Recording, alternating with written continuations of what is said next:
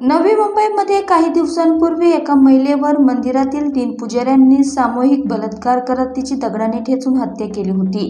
त्यानंतर आता नवी मुंबईच्या शेजारी असलेल्या उरणमध्ये आणखीन एक धक्कादायक घटना घडली आहे। 22 वर्षीय यशस्वी शिंदे नावाची तरुणी 2 दिवसांपूर्वी बेपत्ता झाली होती। उरण शहरातील NI स्कूलजवळ राहणाऱ्या यशस्वीचा मृतदेह आज कोडनाका पेट्रोल पंपाजवळ आढळून आला।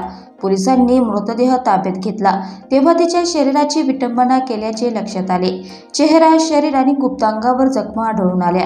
ही बातमी उरण शहरात पसरल्यानंतर आता नवी मुंबई आणि उरणमधील नागरिकांमध्ये मोठ्या प्रमाणात रोष पसरला आहे। पोलिसांनी दिलेल्या माहितीनुसार यशस्वी तिच्या कुटुंबियांसह उरण येथे राहत असून ती बेलापूरमधील एका कंपनीत काम करत होती। गुरुवारी सकाळी कामावर निघाल्यापासून यशस्वी बेपत्ता होती। तिचा फोन लागत नसल्यामुळे कुटुंबियांनी तिचा शोध घेतला आणि त्यानंतर पोलीस ठाण्यात बेपत्ता झाल्याची तक्रार नोंदवली। पोलीस यशस्वीचा शोध घेत असताना रेल्वे स्थानकाजवळील झुडपात एक मृतदेह आढळून आल्याची माहिती पोलिसांना मिळाली। पोलिसांना मृतदेह अतिशय विच्छिन्न अवस्थेत आढळून आला। कुटुंबियांनी मृतदेहाची ओळख पटवल्यानंतर पोलिसांनी हत्येचा गुन्हा दाखल केला।